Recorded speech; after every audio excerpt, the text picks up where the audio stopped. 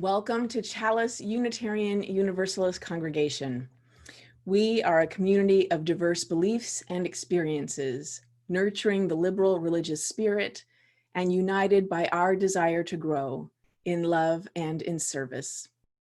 Whoever you are, whomever you love, whatever your life's journey, you are welcome here. Whether you gather with us every Sunday, once or twice a year, or are with us this morning for the first time, we are glad you are here. I'm Reverend Sharon Wiley, Chalice's minister.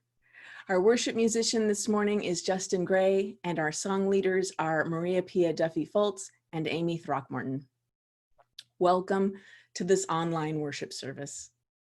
If you are new to online worship, let me orient you for a moment to our chat box, which you'll see people are already using. This is where we talk to each other during the service. You'll find you have a button on your Zoom menu that says chat. Now, some congregants love to use the chat function during the service, which you're welcome to do. Some congregants don't like the chat box and find it distracting. So if you don't want to use it or have it open, you can just click on chat and it should close back down. For those of you who do like to use the chat, please be sure that when you share, when you post there, that you've opened that little blue menu and select panelists and attendees. I'm the only panelist, so if you only post to panelists, it only comes to me and I probably won't see it during the service. And we want our chat to be used to chat with everybody. So this is me welcoming you to worship, saying good morning. If we were together in person, I'd offer a hug. If you're a hugger, let's go ahead and hug yourself if you'd like to. If you share space with someone else, give them a hug too. I want to especially welcome those of you who are newcomers at Chalice. In addition to this online worship, I want you to know that many of our groups and activities are happening online as well. Activities like our women's book club, men's breakfast group, support groups, religious education for children, all these and more are happening online. You don't have to be a member of the congregation to participate. Our events and activities are open to everyone. So if you are new to Chalice and would like to learn more, if you'd like to get on our email list, you are invited to stay here in the worship to chat using our chat box after the service ends. Now, I'd like to invite us all to take a breath together.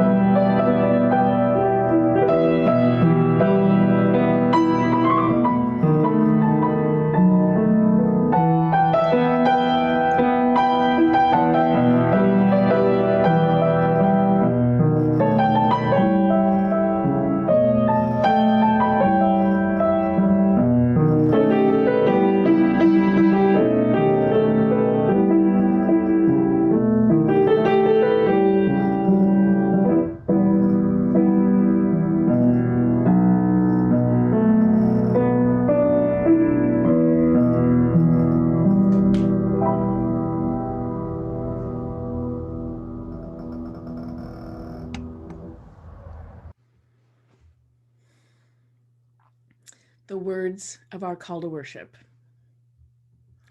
This was a difficult week again. This is a difficult time still. the world full of chaos and conflict. Still, people are dying, storms threaten, turmoil abounds again.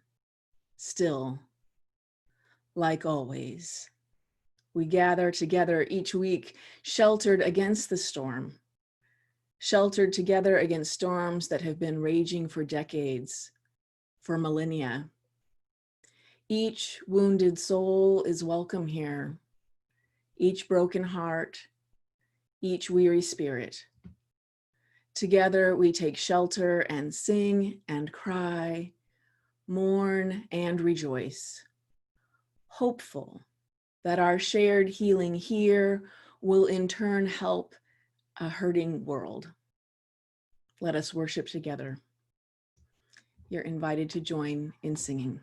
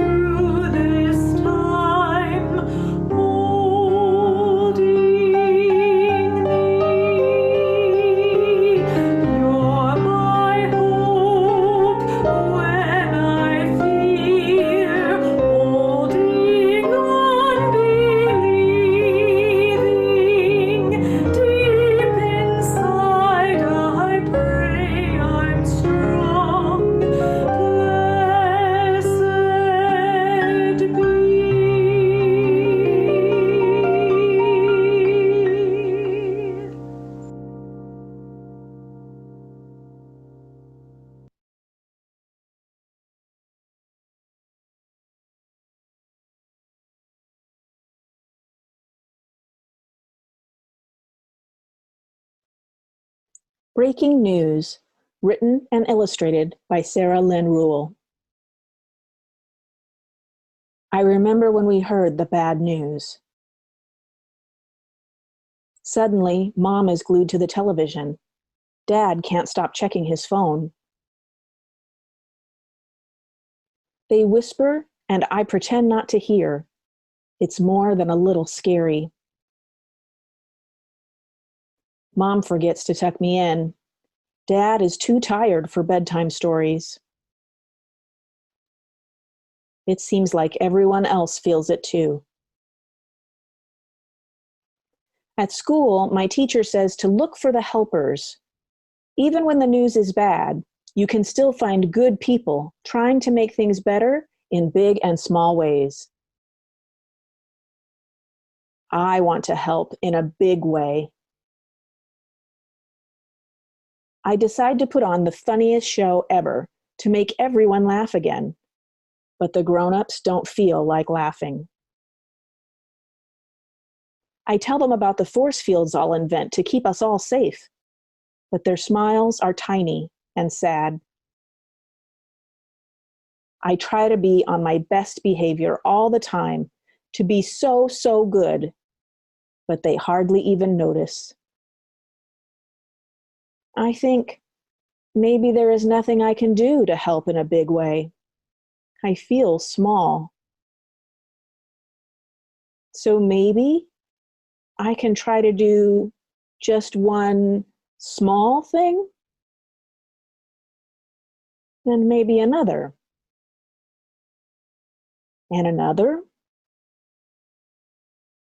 and one more. Small things don't solve everything.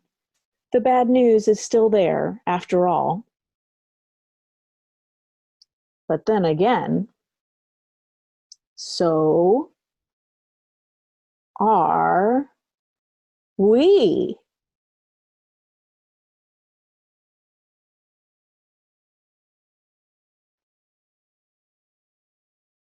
The end.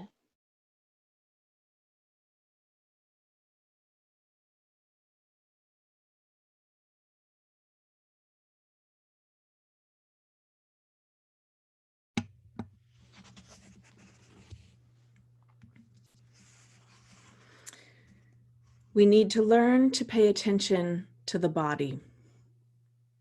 If you have a white body, there will be times when it will reflexively constrict in order to protect you from some of the truths you'll encounter. This constriction will be followed by a thought, such as, I'm not like that, I'm a good person, or white body supremacy has nothing to do with me, or this isn't about me because I don't belong to a racist organization.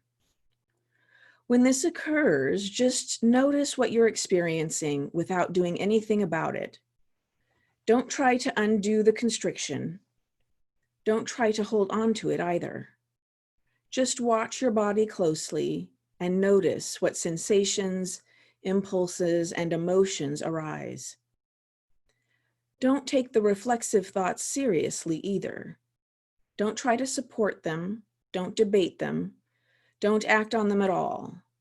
Just observe them as they arise and note any images or other thoughts that may follow. If you have a black or other dark body, there will be times when your body will experience a sudden shock of recognition or understanding. Things you hadn't fully grasped before may suddenly become clear. This might be followed by a rush of energy in the form of joy or anger or outrage, or a felt sense of clarity and rightness. Let yourself experience these sensations fully, but don't hang on to them. Let them move into and through your body like a wave, then let them go. If you're a public safety professional, you may experience both sets of sensations and thoughts.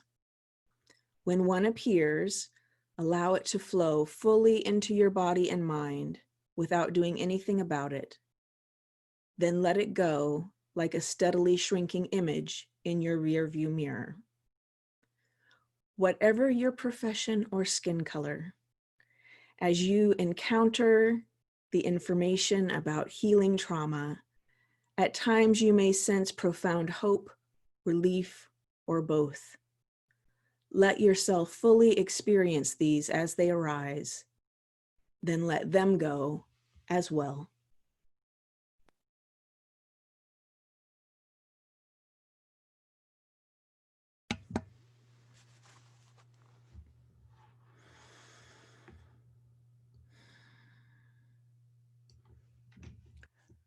George Floyd died on May 25th, 3.5 months ago. The video of his murder at the hands of police circulated widely, and our country has been transformed. Protests under the banner of Black Lives Matter have continued nonstop across the country ever since.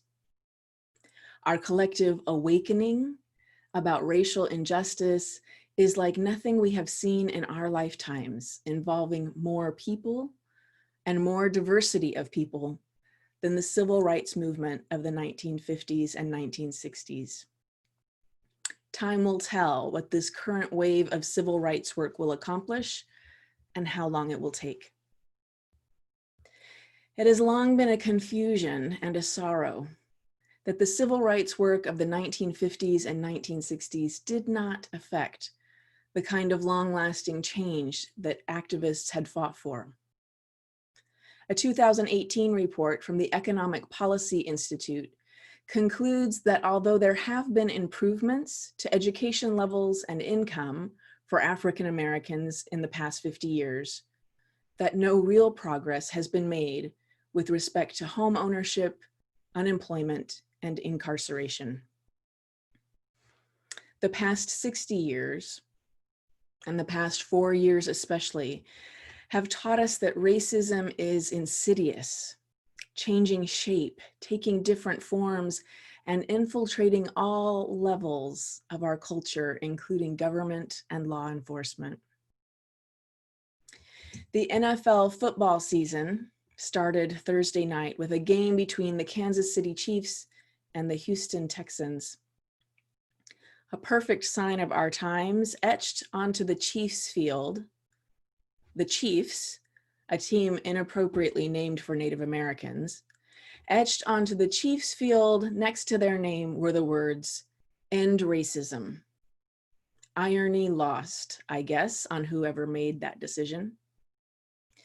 Before the start of the game, the two teams linked arms for a moment of unity to be held in silence. And fans who were present booed. If you have had any delusion left about the state of our nation and the prevalence of racism, I hope that Americans publicly booing a moment of racial unity will bring you to see clearly what is happening.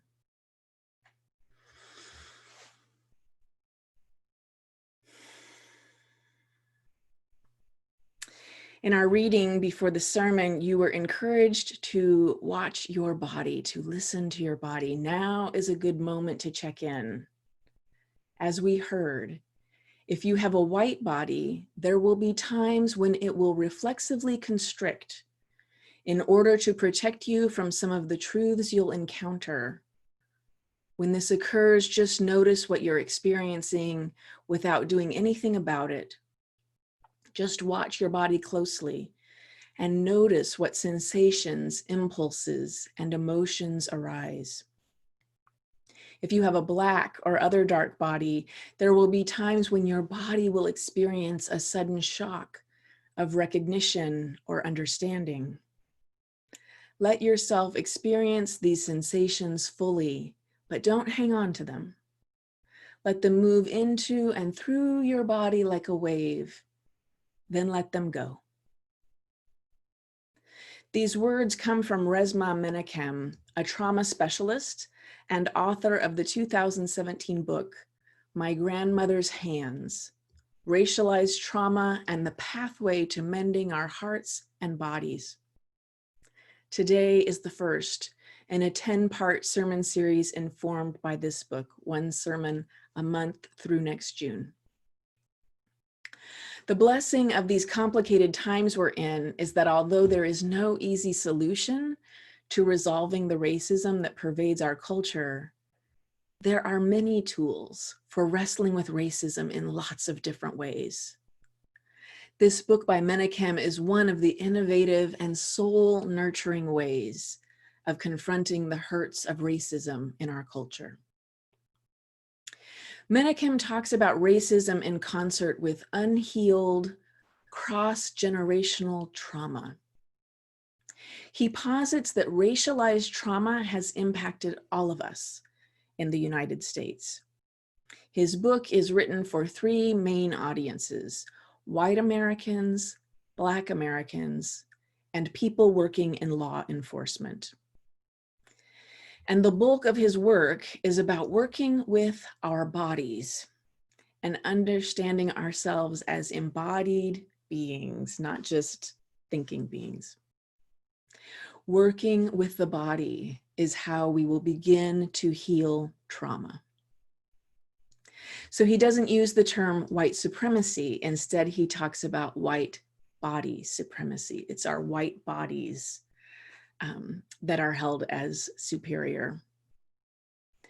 In the opening section of his book, and remember, he's writing in 2017, several years ago already, he writes, ideally, America will grow up and out of white body supremacy. Americans will begin healing their long-held trauma around race, and whiteness will begin to evolve from race to culture and then to community. He cautions that the alternative is that the racialized trauma that wounds so many American bodies will continue to mutate into insanity and create even more brutality and genocide. I would say that there is certainly a portion of our population that is headed in that direction, and insanity doesn't feel like too wrong a word. Understanding our embodiedness and working with the body is the key to Menakem's work. As he describes, for the past 3 decades, we've earnestly tried to address white body supremacy in America with reason, principles, and ideas, using dialogue, forums, discussions, education, and mental training. But the widespread destruction of Black bodies continues. It's not that we've been lazy or insincere, I'm continuing to quote him, but we've focused our efforts in the wrong direction. We've tried to teach our brains to think better about race, but white body supremacy doesn't live in our thinking brains. It lives and breathes in our bodies, end quote. For those of you who are interested in those biological details, Menakem writes about the lizard brain and the vagus nerve and our survival responses of fight, flee, or freeze. I've been thinking a lot these days about what I call the people screaming at Target. You know, these viral videos that go around showing people just melting down in public because they've been asked to wear a mask. They're not always at Target department store, but that's the example I seem stuck on. What is up with people screaming at Target? I just saw another one this morning of a woman at Verizon. And Menakem's work points toward an answer. He describes 2 kinds of pain that we deal with: clean pain and dirty pain. Clean pain is the pain that we feel and then we learn from. We process it. The word he uses wonderfully is metabolize. We metabolize the pain and then we grow as a result. We grow from our learning. It's a fairly common process demonstrating emotional maturity. Any of us who have been through a rough time have metabolized our pain. Menakem writes, accepting clean pain, that's this processed pain, will allow white Americans to confront their longtime collective disassociation and silence. It will enable African Americans to confront their internalization of defectiveness and self-hate, end quote. Dirty pain, however, is the pain that comes from avoidance, blame, and denial. As Menakem describes, a key factor in the perpetuation of white body supremacy is many people's refusal to experience clean pain around the myth of race.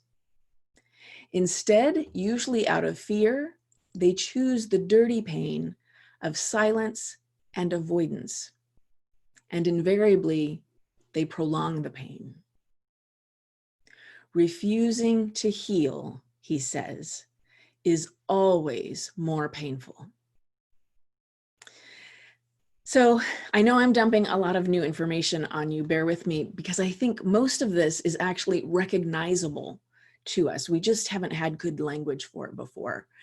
Unhealed traumas often appear as overreactions to present events, reactions that can seem wildly inappropriate to what's happening. Sound familiar? Over time, these unhealed wounds and their appearance as overreactions can become embedded in the body as standard ways of surviving and protecting itself. Menakem says, when this happens repeatedly over time, the trauma response can look like a part of the person's personality. So that's what I'm thinking about now, about people screaming at Target. Thinking about people in our culture with unhealed trauma, living with the dirty pain that comes from silence and avoidance, and how volatile these people can be, right? I've known people like that. I'm related to people like that. Another word we might also use is fragile. People who walk through the world so embittered and explosive that small, seemingly harmless incidents can set them off. People who might boo at a symbolic act of racial unity. And I want to be careful not to do too much painting of people with racialized trauma as the other, as someone not me or not us. Menakem posits that all of us in the United States have racialized trauma that we need to learn to address and heal, that we need to metabolize.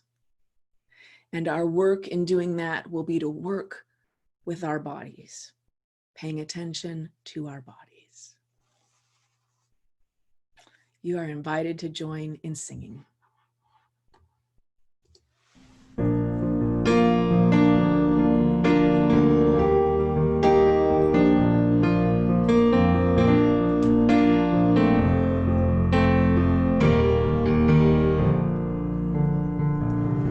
Comfort me, comfort me, comfort me, oh my soul. Comfort me, comfort me, comfort me, oh my soul. Sing with me, sing with me, sing with me, oh my soul. Sing with me, sing with me, sing with me, oh my soul. Speak for me, speak for me, speak for me, oh my soul. Speak for me, speak for me, speak for me, oh my soul. Dance with me, dance with me, dance with me, oh my soul. Dance with me, dance with me, dance with me, oh my soul. Comfort me, comfort me, comfort me, oh my soul. Comfort me, comfort me, comfort me, oh my soul.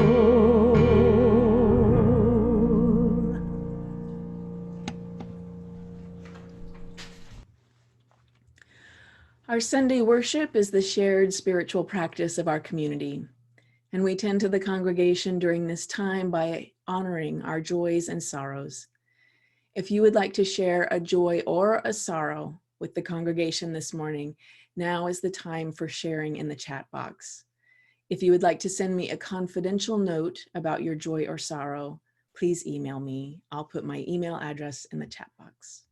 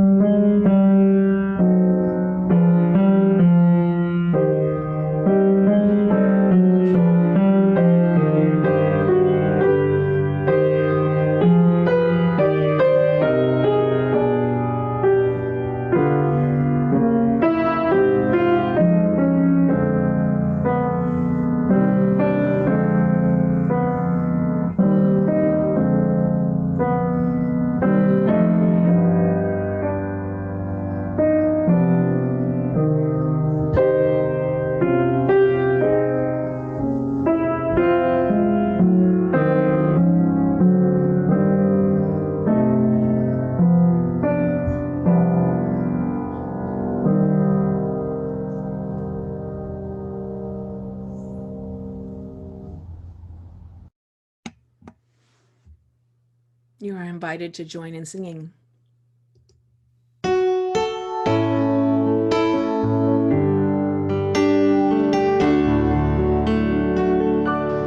All this joy, all this joy, all this sorrow, all this progress,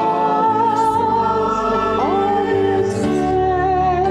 this pain, such is life, such is life, such is peace, such is peace, such is fear, such is fear, such is love, such is love. All this joy, all this joy, all this sorrow, all this sorrow, all this progress, all this pain, such is love, such is life, such is peace, such is peace, such is fear, such is fear, such is love, such is love. All this joy, all this joy, all this sorrow, all this progress, all this pain, such is life, such is life, such is peace, such is peace, such is fear, such is fear, such is love, such is love. All this joy, all this joy, all this sorrow, all this progress, all this pain, such is life, such is life, such is peace, such is peace, such is fear, such is fear, such is love, such is love.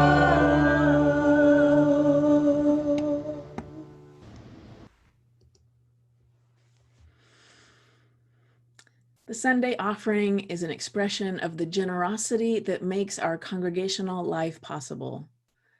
As Buddhist teacher Christina Feldman writes, generosity lies at the heart of spiritual practice.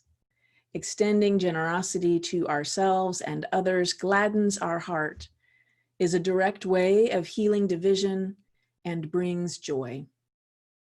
Please text your donation to Chalice. If you haven't texted a donation before, know that once you text the amount, you'll get a reply with a link to follow to enter your credit card information. And after you've done that once, you don't need to enter it again. If your Sunday donation is part of your pledge payment, please be sure to indicate the word pledge after the dollar amount. And please remember, you can make a text donation anytime, not just during the worship. The phone number will be on screen in just a moment, and I'll also put it in the chat box. Please give generously.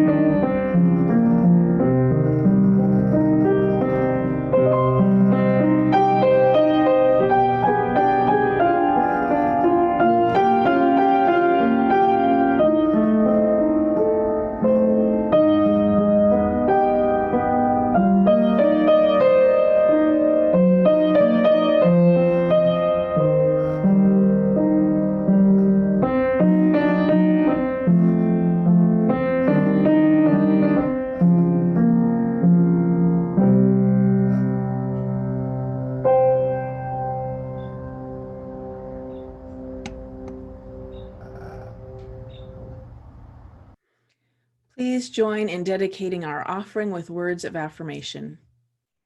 May love be the spirit of this church. May the quest for truth be its sacrament and service be its prayer. To dwell together in peace, to seek knowledge and freedom, and to help one another in fellowship. This is our aspiration.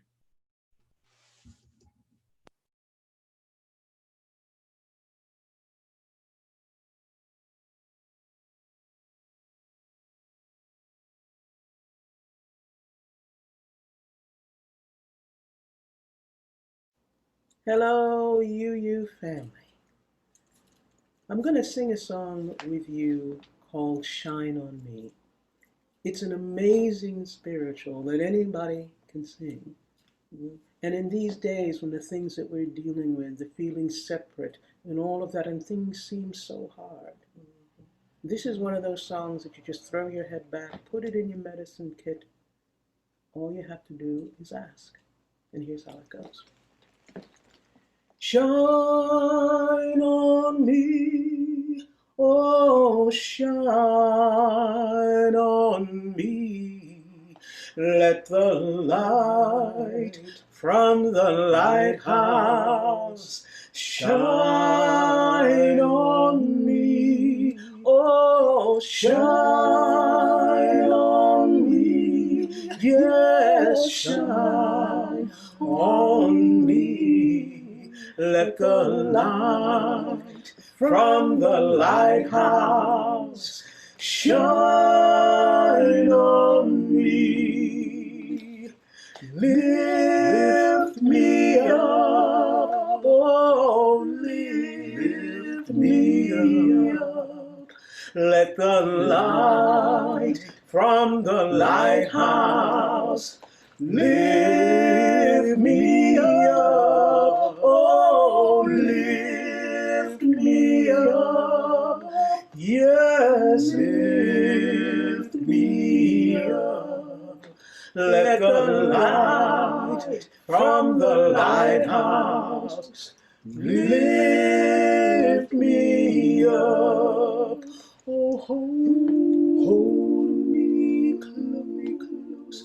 Yes, hold me close. Let the light from the lighthouse hold me close. Yes, hold me close. Oh, hold me close. Let the light from the lighthouse, please, hold me close. Oh, shine on me, shine on me. Yes, shine on me. Let the light from the lighthouse shine on me. Oh, shine on me. Yes, shine on me. Let the light from the lighthouse shine on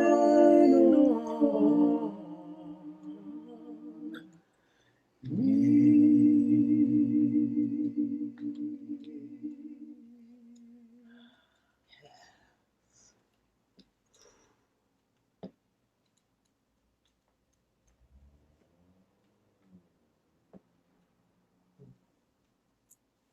All you have to do is just ask. The light is always there. Always. Always. Oh, yeah.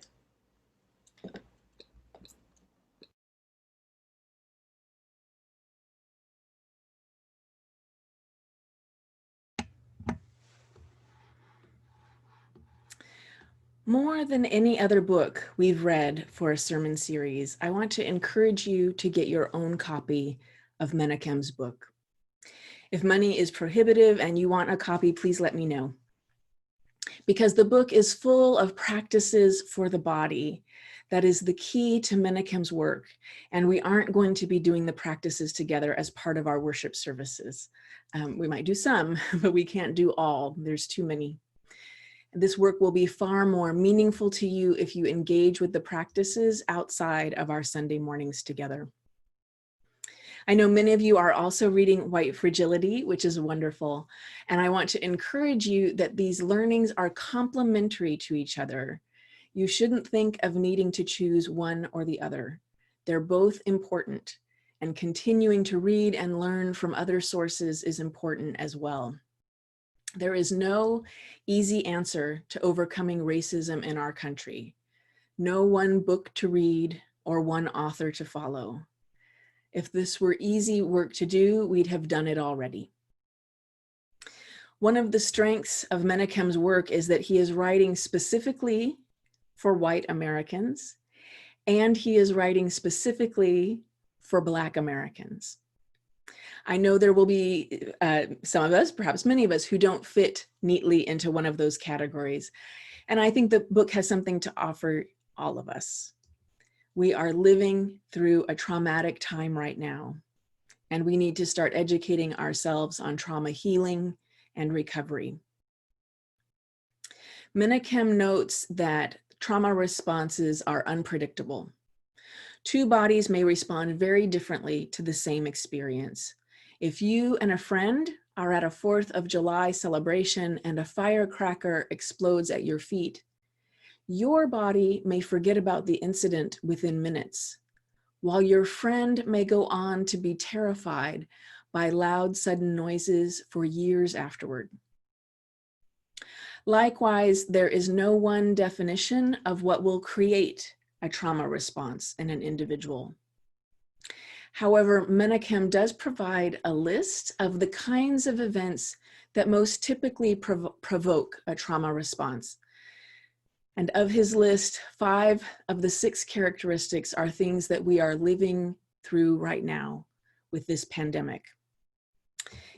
Events that are unexpected, involve the death of many people, last a long time or repeats multiple times, is deeply poignant or meaningful, and impacts a large area or many people. The one characteristic that we could debate whether or not applies to our situation is whether or not this pandemic has unknown causes. On the one hand, we know it's caused by a virus. On the other hand, the terrible mismanagement and lack of leadership for addressing this pandemic is something we wrestle with every day. We can't metabolize this trauma response yet, I suspect, because we are still living through the events that are causing us trauma. You hear me? Yes. We can't metabolize the trauma response yet because we are living through events that are causing a trauma response in us. Take gentle care of yourselves, beloveds. Stay in your bodies. Breathe deeply. Someday these wounds will heal. Please join in singing.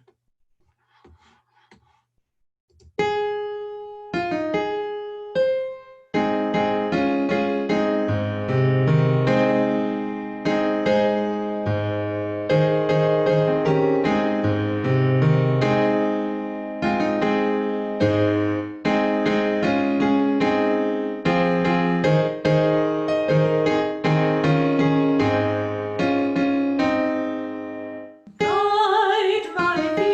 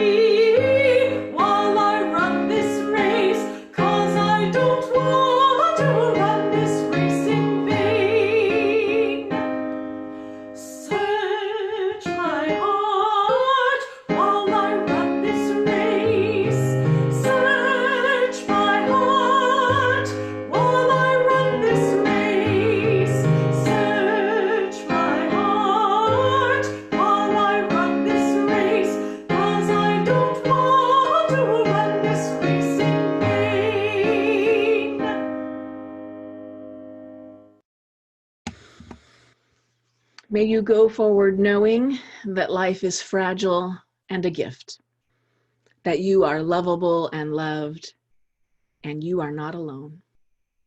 Love and blessings to each of you. Blessed be. You're invited to close our time together by singing the well. Newcomers are invited to stay here in the worship for a newcomer chat in the chat box, and everyone is invited to our coffee hour.